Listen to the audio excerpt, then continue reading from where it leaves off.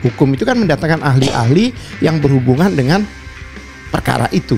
Ada ahli psikologi, ada ahli ini, ada ahli teknik, ada ahli masalah laboratorium itu. Jadi nggak secara hukum tapi diuji nggak secara knowledge. Kalau nggak diuji ya nggak bisa dikatakan secara hukum, karena ujian itu diatur oleh hukum. Jangan dianggap enteng, itu akan berdampak pada pemerintah itu. Ya kan, ini berdampak terhadap Presiden Prabowo. Dipertaruhkan ini beliau ini pasti berdampak.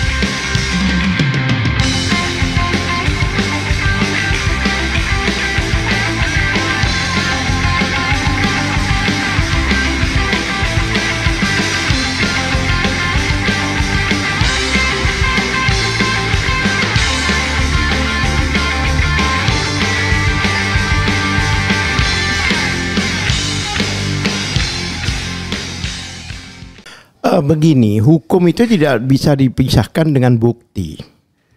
Dan bukti itu bukan hitam putih. Bukti itu fisik, contohnya kebakaran. Ya kan? Mau dibuktikan gimana coba? Jadi kita membutuhkan ahli di itu. Ahli itu tidak harus ahli hukum.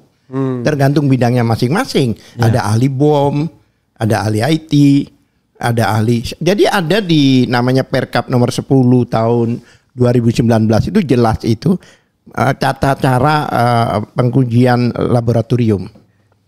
Ya, di antaranya yang saya temukan itu bahwa apa kalau mengajukan laboratorium harus begitu. Jadi kan masalah yang dihadapi tangani polisi ini kan bukan hanya masalah, kalau perdata mungkin urusannya antar surat dan surat. Tapi kalau pidana itu kan macam-macam. Seandainya ada penembakan, itu juga harus ada ahli senjata dan sebagainya untuk mempelajari itu. Ya kan? Nah, seperti ini.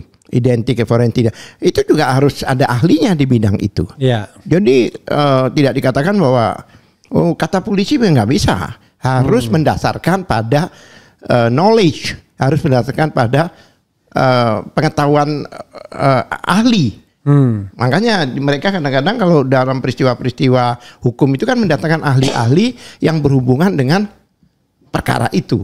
Ada ahli psikologi, ada ahli ini, ada ahli teknik, ada ahli masalah laboratorium itu. Jadi nggak secara hukum tapi diuji nggak secara knowledge. Kalau nggak diuji ya nggak bisa dikatakan secara hukum, karena ujian itu diatur oleh hukum. Ngerti maksudnya? Jadi tidak bisa sekonyong-konyong berargumentasi saja, berlindung di balik formalisme hukum, nggak bisa. Atau Bareskrim puslapornya memonopoli kebenaran. Kan itu ada laporan, laporan hasil penelitian, laporan hasil verifikasi, laporan itu kan, ya kan. Contohnya masalah menggugurkan kandungan, contohnya ya harus ahli kedokteran yang berbicara. Orang hukum mengatakan, oh ini menurut saya nggak bisa. Ya kan, kalau dia hanya mengatakan tanpa di backup oleh ahlinya, ya tidak boleh secara hukum. Mengerti maksudnya? Jadi harus itu. Mengerti. Paling nggak ya. Abang ini. Saya sengaja itu. Paling nggak seperti di ruang kelas. Paling nggak suka ditanya itu. Oke ya. Sebenarnya yang paling bahagia adalah Rismon ya, karena Anda nggak perlu capek-capek lagi mengadakan penelitian ulang karena sudah diakui Jokowi bahwa ya ijazah Dian Sandi itulah yang benar. Ya, melaporkan Rismon itu dengan Roy Suryo itu salah orang dia. Yang dilaporkan ahlinya di bidang itu. Jadi ya harus uji tanding, uji kemampuan. Ini ada yang mengatakan yang diupload Dian Sandi diakui Jokowi memang itu ijazahnya. Berarti yang diteliti Dr. Rismon benar dong, 11 triliun palsu, bukan 11 triliun nih, 11.000 triliun. 11.000. Iya, sesuai dengan uang di kantong Jokowi. Oke, silakan barangkali kita closing statement ya, mulai dari Bro Rismon untuk menyampaikan hal-hal yang perlu disampaikan lagi. Silakan. Hal-hal merangkum aja lah ya. Merangkum boleh, Macam bahwa closing statement ya.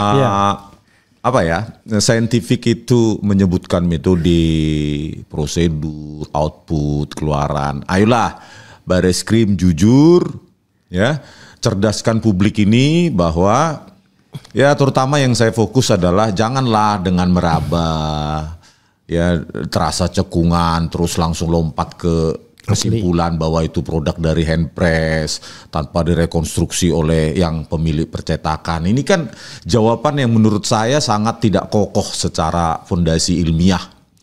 Jadi kalau hal seperti itu nanti sampai ke pengadilan ya kita akan challenge. Itu yang challenge kita yang terkuat gitu loh, karena standing position saya secara ilmiah adalah itu produk dari sebuah software maupun hardware yang sudah sangat canggih sekitar tahun 2004, produk dari Microsoft Word yang ada di Windows XP gitu, yang rilis tahun 2004, 2005 dengan very high atau high dots per inci, sehingga memungkinkan mencetak terutama ya lengkungan-lengkungan cantik dalam font Times New Roman tersebut maupun titik-titik yang sangat rapat yang tidak dimungkinkan hal itu diproduksi dengan handpress ataupun letterpress gitu dah Bang.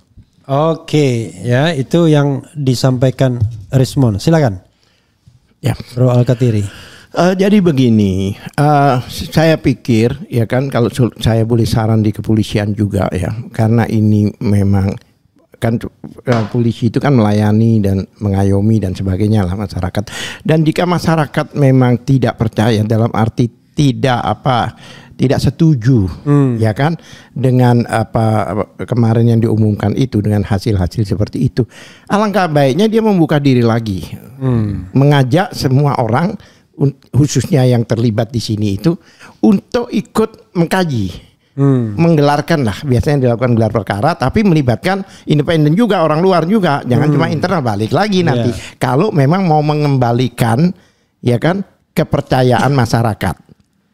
Dan ini jangan dianggap enteng ya, dengan adanya polisi yang seperti ini dan masyarakat mempertanyakan sampai hasil surveinya 80 berapa tadi 9% atau apa tidak percaya dengan hasil yang itu. Tidak percaya itu bukan 9%, 90% lebih. Tidak percaya kan dengan hasil kalau dari big data 93. itu jangan dianggap enteng, itu akan berdampak pada pemerintah itu. Ya kan, ini berdampak terhadap Presiden Prabowo. Dipertaruhkan ini beliau ini pasti berdampak ya kan. Jangan sampai karena hal-hal seperti ini kepercayaan masyarakat yang selama ini sudah percaya, rakyat sudah percaya dengan Prabowo yang selama ini menggaungkan perubahan ya yang jelas ya, jangan sampai itu luntur gitu loh. Ya kan, beliau sudah kebijakannya sudah luar biasa terhadap buruh, terhadap petani, terhadap anak. Sekarang ini penegakan hukum ini bermasalah. Ini bukan masalah-masalah yang sifatnya individu. Ini sudah masalah yang benar-benar masalah nasional, masalah seluruh bangsa Indonesia, seluruh rakyat Indonesia, karena menyangkut satu presiden yang pernah mengandungkan 2 periode, yang pernah berkuasa 2 periode. Jadi ini negara dalam hal ini, presiden dan DPR harus hadir di sini, tidak bisa membiarkan carut marut seperti ini, akan berdampak negatif terhadap mereka. Begitu saya pikir. Oke, saudara sekalian, nanti kita renungkan kembali untuk lebih tajam lagi, karena banyak hal yang disampaikan Bro Alkatiri. Nanti ada catatan-catatan yang saya sampaikan ke Rismon, mungkin bisa di copy, kecuali 5 tadi belum dicatat di awal tadi ya, tapi masih bisa diingat, sehingga nanti ketika memberikan argumentasi berhadapan dengan kubu yang tidak setuju, yang cuma kubu 6% itu menghadapi kubu 6% itu ya mungkin jauh lebih terstruktur dan precise gitu ya. Tapi memang ya kalau soal ijazah ini banyak sekali ijazah abal-abal. Saya mendapatkan ini menarik. Ya, eng ya. Saya mendapatkan, saya kasih spill lah sedikit ya, kayak saya spill sedikit. Tapi saya tidak akan sebut namanya. Tapi saya akan spill sedikit. Ini mengenai pejabat publik. Tetapi nah ini. Tiba-tiba ada orang yang me-WA saya. Saya sering sekali mendapatkan informasi-informasi dari orang yang dengan senang hati me-WA. Karena kita tahu, dia tahu kita berjuang tidak karena kita cari uang, ya kan? Cari proyek gitu. Tapi kita betul-betul ingin menyampaikan kebenaran dan keadilan. Oke. Saya tidak sebutkan namanya karena menghindari delik aduan ya. Gini. Halo Bang Refli, maaf mengganggu, saya spill ya. Pertama, saya minta maaf tidak berkirim kabar bulan Desember kemarin karena pas balik ke Jakarta saya jatuh sakit flu berat. Mungkin karena sudah lama tidak ke Indonesia dan sudah bertambah usia, jadilah saya flu berat. Karena itu saya mempersingkat kunjungan dan segera balik ke titik-titik. Ya, biar tidak teridentifikasi. Yeah. Kedua, karena Anda akhir-akhir ini banyak mengangkat soal ijazah palsu Jokowi, saya ingin bring something to your attention tentang 2 orang pejabat publik yang lainnya yang patut diduga juga pakai ijazah palsu dan salah satunya juga melibatkan titik-titik. Oke, ya. Titik-titik namanya, jabatannya titik-titik. Dua-dua. Ya. Yang diklaim universitas ini sebagai lulusan universitas ini, padahal dia tidak pernah menyelesaikan kuliah. Kemudian dia sebutkan lagi nama pejabat publik. Titik-titik dengan jabatan titik-titik yang patut diduga membeli ijazah S3-nya dari sebuah universitas abal-abal di Polandia. Oke. Kisah yang tadi ada pejabat satunya tadi, ini bisa mengulangi kasus ijazah Jokowi. Ya. Universitasnya mengatakan dia lulus tahun 1998. Yang jelas itu tidak mungkin karena tahun 98 dia sedang diculik. Ada culik. Dan setelah dibebaskan dia pergi ke luar negeri untuk kampanye PRD di Eropa. Dia baru balik setelah pemilu 1999. Sementara itu dia juga sudah pergi ke luar negeri sejak tahun 1996 untuk kampanye internasional PRD. Dia balik sebentar ke Indonesia dan kemudian diculik. Jadi sangat tidak mungkin dia lulus tahun 1998 seperti yang dikatakan universitasnya. Saya tahu itu. Oke. Siapa? Oke. Lalu titik-titik, nah ini pejabat kedua. Ini pejabat kedua mengklaim dia dapat gelar doktor dari Collegium Humanum Warsawa, Polandia. Dari 2 berita di atas disebutkan bahwa universitas itu sudah digerebek KPK Polandia karena jual beli ijazah. Jadi patut diduga ijazah S3 pejabat ini pun didapat karena membeli. Patut diduga dia bilang. Dan judul beritanya ini yang tadi. Judul beritanya nih, Poland MBA scandal has exposed our credentialing culture. Oke, itu tidak terlalu terdengar langsung identik. Nah, ini MBA scandal process threat to careers among political elite. Saya bacakan sedikit ya.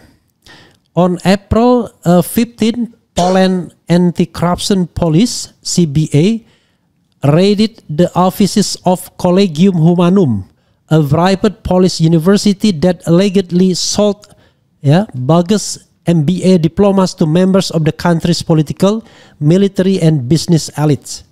Jadi kerjanya memang jual-jual ijazah kepada pokoknya elit-elit politik di situ, militer ya, dan kemudian juga bisnis. Nah, pejabat Indonesia dapat dari Collegium Humanum ini. Itu S3. Jadi nanti waktu off air bisa dikasih tahu saya, Bang. Boleh.